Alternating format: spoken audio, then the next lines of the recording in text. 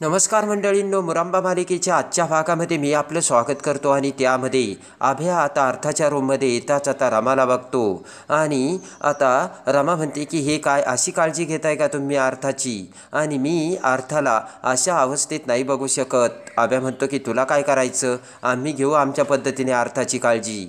तेव्हा आता रमा म्हणते की नाही, मी अर्थाला या स्थितीत बघूच शकत नाही आणि अशी काळजी घेणार आहात का तुम्ही अर्थाची, तुम्ही कडी लावून अर्थाला कोंडून ठेवताय. अभ्या म्हणतो की आमचं काय ना ते आम्ही बघून घेऊ आणि मी यांना सांगेन अशी तुम्हाला भीती वाटते का. तेव्हा अभ्याला राग येतो. अभ्या म्हणतो माही मी कुणाला घाबरत बिबरत नाही बरं का, तुला अक्षयला सांगायचं ना जा सांग अक्षयला, पण एक गोष्ट लक्षात ठेव, तू जर अक्षयला हे सांगितलं ना तर मी सुद्धा अक्षयला सांगेन की तू रमा नाही आहे माई आहेस म्हणून. अभय म्हणतो की जर मी त्याला सांगितलं ना कदाचित तो तुला एका क्षणात घराच्या बाहेर काढील. अभय म्हणतो नाही, तो घर सोडून चाललाय ना, कदाचित तो तसाच घर सोडून जाईल आणि घर सोडून एखादा जीव द्यायला जातो ना तसा जीव द्यायला जाईल, कळलं का तुला. तर आता रमा म्हणते की अभयदादा तुम्ही फक्त धमकीच देऊ शकता, बाकी तुम्ही काहीच नाही करू शकत.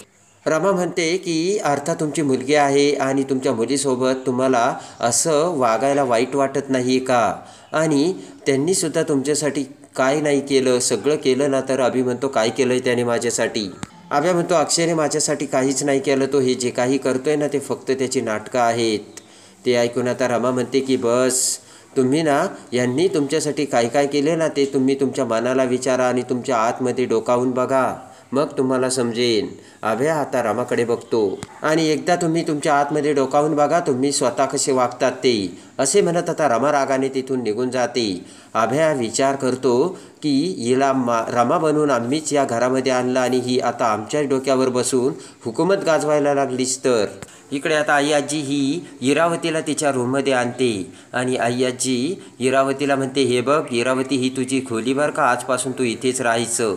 त्या रूमकडे बघत आता इरावती म्हणते वाव किती छान रूम आहे आणि किती मोठी आहे, पण सीमा कुठे गेली. तर आई आजी म्हणते सीमा आहेच इथे आणि शशिकांत तो बाहेर गेला, येईलच तो. इकडे आता इरावती म्हणते की आपल्या अगोदरच्या घरासारखी मोठी रूम आहे. आई आजी म्हणते तुला अगोदरचं घर आठवतंय. तर इरावती म्हणते हो, मला ना ते खूप आवडायचंय आणि अगदी तशीच रूम आहे ही. आई आजी म्हणते जाऊ दे ना इरा, नको ते आठवणी पुन्हा. इरावती म्हणते की बरोबर आहे, मला त्यामुळे नको त्या प्रश्नांची उत्तरे द्यावी लागतील. का गेली होतीस घर सोडून, पुन्हा का आली म्हणून. आई आजी म्हणते इरा तू असं का बोलतेस, इतक्या वर्षी मी तुला लपून ठेवलं म्हणून. तर इरावती म्हणते हो. आणि त्यानंतर आई आजी म्हणते की मी तुला बाहेर ठेवलं म्हणून तुला वाईट वाटतं. तर इरा म्हणते नाही, तू मुलीची ओळख ना लपून ठेवली आणि तुला मुकादमाचं नाव तुझ्या मुलीपेक्षा जास्त महत्त्वाचं होतं. मुकादमाच्या नावासाठी तू काहीही करू शकते हे तू दाखवून दिलंस.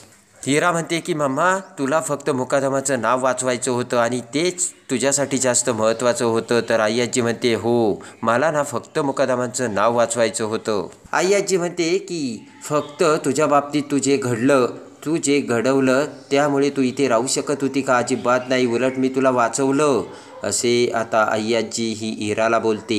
आई आजी म्हणते की अरे इरा, तुझ्यासाठी मी पार अमेरिकेपर्यंत येत होते, तुला काय हवं काय नको काहीतरी कामाचं निमित्त काढून मी तुला सगळं ते देत होते, तुझ्याकडे येत होते, तुला भेटत होते, तरीसुद्धा मी एवढं तुझ्यासाठी केलं, तुला काहीच कसं नाही वाटत. उठून उभा राहत इरावती म्हणते की जाऊ दे आता, पण नंतर का व्हायना तुला माझी आठवण आली आणि तुम्हाला इथं बोलावलंस. आणि आता आई आजी म्हणते की पण आता तुला ना या सगळ्यांना धडा शिकवायचा आहे. तर इरावती आई आजीकडे बघते. इकडे आता सगळेजण हॉलमध्ये बसलेले असतात. जान्हवी म्हणते की काका तुम्हाला माहीत होतं तुमची बहीण पुन्हा येणार आहे, मग तुम्ही का नाही सांगितलं. रमाकांत म्हणतो की काही दिवसापूर्वी मला तिचा फोन आला होता, पण ती येणार आहे हे मला माहिती नव्हतं. तर तेवढ्यात जान्हवी म्हणते 1 मिनटं काका, माझा प्रश्न चुकला. जान्हवी म्हणते की 1 मिनटं, मुळात तुम्हाला अजून एक मोठी बहीण आहे, ही गोष्ट तुम्ही आमच्यापासून लपून का ठेवली, आम्हाला तुम्ही का नाही सांगितलं आणि अंधारात का ठेवलं. जान्हवी म्हणते हो बरोबर आहे, आत्ता माझ्या लक्षात आलं, त्या दिवशी अल्बममध्ये ती तिसरी व्यक्ती हीच होती ना, इरावती आत्या, बरोबर ना. जान्हवी म्हणते की बरं जाऊ द्या, बाय द वे ते US कुठे राहतात. आणि तेवढ्यात आता रमाकांत म्हणतो की मला खरंच माहिती नाही आहे, ती जेव्हापासून निघून गेली ना त्याच्यानंतर मी तिला आज बघितलं आहे. जान्हवी म्हणते बाय द वे ते सगळं सोडा काका, पण इतक्या वर्षांनी तुमची मोठी बहीण आली तरी तुमच्या चेहऱ्यावर असे एक्सप्रेशन का. रमाकांत म्हणतो की जान्हवी ते सोड, तुम्हाला लवकरच कळेल ते का म्हणून. जान्हवी म्हणते की आम्ही बघितलंय ते खडूस आहे त्या. तर रमाकांत म्हणतो हो हो ती खडूसच आहे. तर आता अक्षय म्हणतो की काका अशा तुझ्या बहिणीबद्दल तुला बोलूशी तरी कसं वाटतं रे.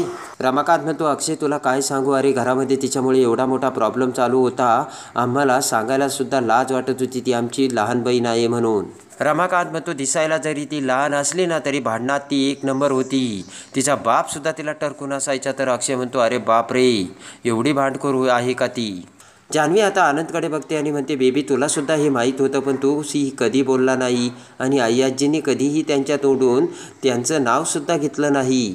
अक्षय म्हणतो की काय म्हणजे, तू तर आत्ता आली, तुझ्या अगोदर आम्ही होतो ना, आम्हालासुद्धा माहिती नाही की आजीला 2 मुलं आहेत, शशिकांत आणि काका, आणि आजीला एक मुलगी आहे हे तर आम्हाला आत्ता कळतंय, आम्ही कसं सांगणार तुला जान्हवी. तेवढ्यात हाताची घडी घालून उभा असलेला आभ्या म्हणतो की मला माहिती होतं, कारण मी अल्बममध्ये त्या फोटोमध्ये तिला बघितलं होतं, पण मी सुद्धा खूप विचारण्याचा प्रयत्न केला पण मलासुद्धा कुणी काही नाही सांगितलं.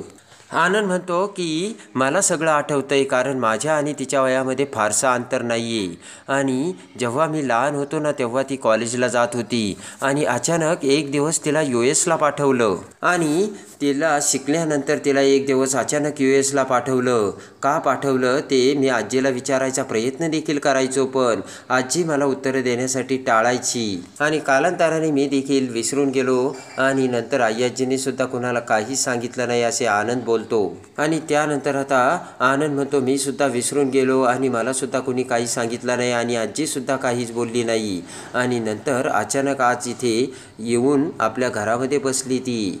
तर आता सगळेजण विचार करू लागतात. तेव्हा अक्षय म्हणतो की पण जाण्यामागचं तिला US कारण काय होतं, तर आता ते मात्र कुणाला काही कळत नसतं.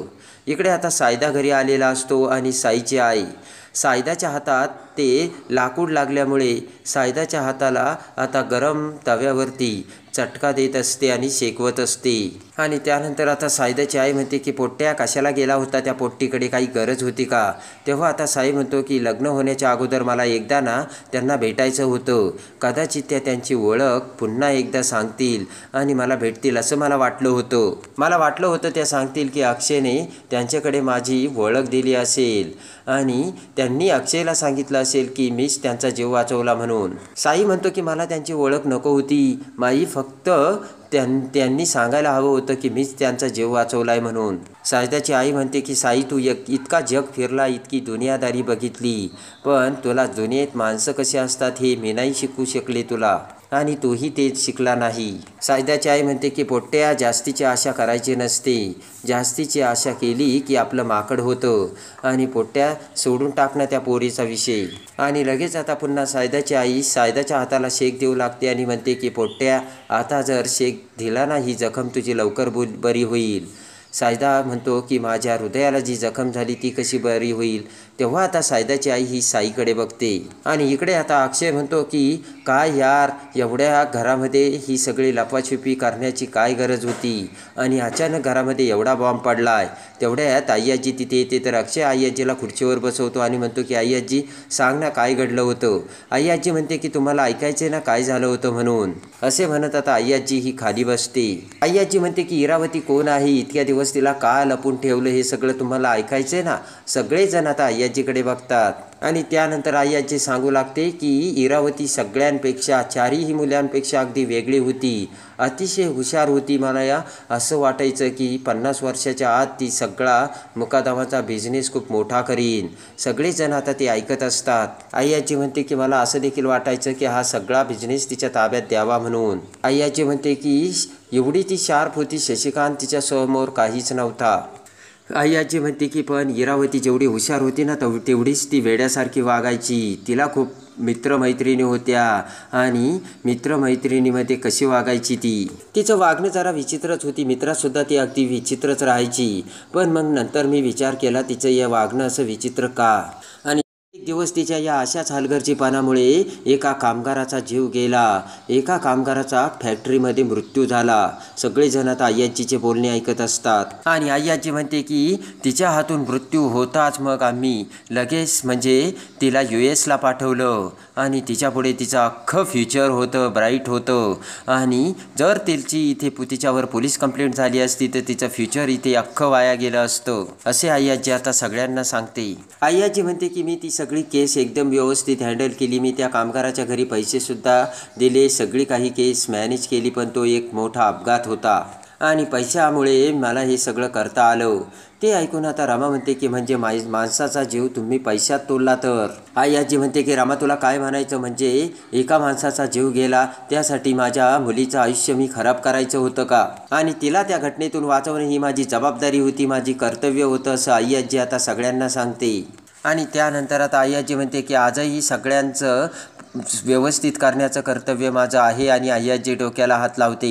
कुणाला आता काहीच बोलता येत नसतं. अक्षय आता बेडरूममध्ये येऊन डोक्याला हात लावतो तर रमा अक्षयला आता पाणी देते आणि म्हणते की तुम्ही नका एवढा विचार करू आणि नका टेन्शन घेऊ, हे पाणी प्या. अक्षय म्हणतो की आपल्या घरात हे सगळं काय चाललं ना तेच काही कळत नाही. आत्तापर्यंत आम्हाला एकही गोष्ट माहीत नव्हती आणि अचानक आमची आत्या आमच्या समोर येऊन प्रगट झाली. काय चाललंय या घरात? आणि अक्षय म्हणतो की कुणाला अजून त्या इराबद्दल कोणाला काहीच माहिती नाही आणि अचानक हे सगळं माहिती झालंय. अक्षय म्हणतो की मला रमा तुला अजून एक गोष्ट बोलायची, म्हणजे तुझ्यासाठी ती फार काही गंभीर नाही आहे. तर रमा म्हणते बोला ना. अक्षय म्हणतो की तो आपल्या कंपनीत मटेरियल सप्लाय करतो ना, तो साई इथे आला होता का? रमा सहजच म्हणते हो आले होते ते. आणि रमा म्हणते त्यावेळेस मी बाहेर होते पण माझ्या अंगावर फळ्या पडत होत्या तर त्यांनी मला त्या फळ्या पडण्यापासून वाचवलं माझ्या अंगावरून. रमा म्हणते मी त्यांना सांगितलंसुद्धा तुम्ही आतमध्ये जा पण ते तशीच निघून गेली. अक्षय म्हणतो अरे बापरे, एवढं सगळं बाहेर घडलं आणि मला माहितीच नाही. आणि त्यानंतर आता रमा म्हणते की याहीपेक्षा महत्त्वाचं मला तुम्हाला बोलायचं आहे. तर आता अक्षय म्हणतो की बोल. तर आता रमाला आभ्यासोबतचे सगळे ते बोलणे आठवते आणि अर्थाला कसे कोंडून घेतले होते आणि त्यानंतर आभ्याने सांगितलं की जर तू हे अक्षयला सांगितलं तर मग मी सुद्धा सांगेन तू रमा नाही तर माई आहे म्हणून. हे सगळं आता रमाला आठवतं. इकडे आता आय्याजी पुन्हा इरावतीकडे येते आणि म्हणते की इरावती अगं इतक्या वर्षांनी आपल्या घरी येऊन आपल्या माणसांना भेटून तुला कसं वाटलं? इरावती म्हणते की कसं वाटलं आपल्या माणसांना भेटून? छान वाटलं. इरावती विचार करते आणि म्हणते की खूप वर्षांनी मला सगळेजण दिसले. इरावती म्हणते की पण मला ती तुझी कामवाली अजिबात नाही आवडली बरं का. आणि इरावती म्हणते की एकदमच बोरिंग आहे ती. तर आता आय्याजी म्हणते की रमा अगं ती आपल्या क्लासची नाही आहे आणि एकदम बोरिंग आहे. तर आता इरावती म्हणते की बोरिंगच नाही, अगदी खोटी आहे ती. इरावती म्हणते की आपण दुसऱ्यासाठी किती करतो, आपण किती छान आहे, तुम्हाला हे आणून देऊ का, तुम्हाला ते आणून देऊ का, हे सगळं असं ती करत असते. आणि असे माणसं ना माझ्या डोक्यात जातात. आय्याजी आता हसू लागते. आणि त्यानंतर आता इरावती म्हणते की पण मला ती अजिबात नाही आवडली. आणि त्यानंतर आता आय्याजी म्हणते की म्हणजे रमा तुला नाही आवडली तर आता इरावती म्हणते की what ever it may be. आणि लगेच आता आय्याजी म्हणते की तुला रमा आवडली नाही ना, मला तेच हवं होतं. आणि त्यानंतर आता इकडे रमाच्या डोळ्यासमोर आभ्याचे बोलणे येते. आता इकडे अक्षय म्हणतो बोल ना रमा. तर रमा म्हणते तुम्ही बसा बरं. अक्षय आता कॉटवर बसतो. त्यानंतर आता रमा समजावून सांगू लागते की तुम्ही मला बोलले होते की अर्था आपली मुलगी नाही आहे पण तरीसुद्धा आपण तिची प्रेमाने काळजी घेतो आणि आभ्या तिची काळजी घेईल हेही तुम्ही म्हणाला होतात कारण ती त्यांची मुलगी आहे म्हणून. पण आपल्याला जर राग आला, आनंद झाला तर आपण तो बोलून व्यक्त करू शकतो, पण अर्थाचं काय, ती लहान आहे. आणि इकडे आता लगेचच रमा म्हणते की आता तुम्ही जर असे घर सोडून गेला तर अर्थाची काळजी कोण घेईल आणि अर्थाचं कसं होईल? अक्षय म्हणतो की काही गोष्टींची उत्तरे आपल्याकडे नाही आहेत रमा, याला सगळं कारणीभूत आहे तो आभ्याचा स्वभाव. अक्षय म्हणतो की आणि त्यानेच तर आता आपल्याला सांगितलं आहे अर्था त्याची मुलगी आहे म्हणून, अर्था त्याची जबाबदारी आहे आणि तो अर्थाची काळजी घेईल म्हणून. मग असं असताना आपण का? तर आता रमा म्हणते की आता आरती जाते वेळेस मी तिला वचन दिलं होतं की मी अर्थाची काळजी घेईन म्हणून. अक्षय म्हणतो ठीक आहे, दिलं होतं त्यावेळेस तू वचन, आपण तरी तिची काळजी घेतोयस ना, आपण तरी तिला कुठे सोडून दिलंय. रमा म्हणते की अभिदादा किती जरी त्यांनी म्हटलं ना तरी ते सुद्धा अगदी व्यवस्थितपणे अर्थाकडे लक्ष देत नाही आहेत. रमा म्हणते की अभेदादा म्हटले की ती त्यांची मुलगी आहे, त्यांची जबाबदारी आहे आणि ते त्यांच्याकडे लक्ष देऊन तिची काळजी घेतील. तरीसुद्धा ते त्यांची काळजी घेत नाही आहेत. रमा म्हणते की तरीसुद्धा आपण आईवडिलांसारखं अर्थावरती प्रेम केलं, बरोबर ना? रमा म्हणते की आईवडिलांसारखं आपण तिला जीव लावलाय, रात्रभर आपण तिला झोपवलंय, त्यासाठी जागलोय. रमा म्हणते की कोणी काही जरी म्हटलं तरी अर्थाला जेवढा त्रास होणार आहे तेवढाच त्रास मला झालाय आणि मला होणार आहे जेवढा तिच्या आईला झाला असता. अक्षय म्हणतो की रमा म्हणते की एक आई म्हणून माझ्या मनाची व्यथा मी तुम्हाला सांगितली. आता तुम्हाला काय करायचं ते तुम्ही ठरवा. आणि रमा म्हणते तुम्हाला जो काही निर्णय घ्यायचा तो तुम्ही घेऊ शकता. आणि रागाने रमा बाहेर निघून जाते तर अक्षय पुन्हा रमाकडे बघत आता विचार करू लागतो. पण अक्षयने आता त्याचा निर्णय काही बदललेला नसतो. आणि आता अक्षय आणि रमा त्यांच्या कपड्यांच्या बॅगा घेऊन अखेर मुकादमाच्या घरातून जाऊ लागतात. समोर आता अभ्या आणि रमाकांत आता उभा असतो. आई आजी सुद्धा आता समोर बसलेली असते आणि लगेच अक्षय आता त्या सगळ्यांकडे बघत म्हणतो की रमा चल. आई आजी म्हणते की शेवटी तोडलंस ना तू घर, आणि खरी रमा असती ना तर हे असं नसतं केलं. तर अक्षय आता आई आजीचे बोलणे ऐकून रमाकडे बघतो आणि म्हणतो की म्हणजे? तर तेवढ्यात साई आता माहीला घेऊन मुकादमाच्या घराच्या दरवाजात आलेला असतो. आणि त्यानंतर आता माहीने डोक्यावर पदर घेतलेला असतो. दरवाजात येताच माही डोक्यावरचा पदर काढते आणि अक्षय समोर आलेली असते ती माही.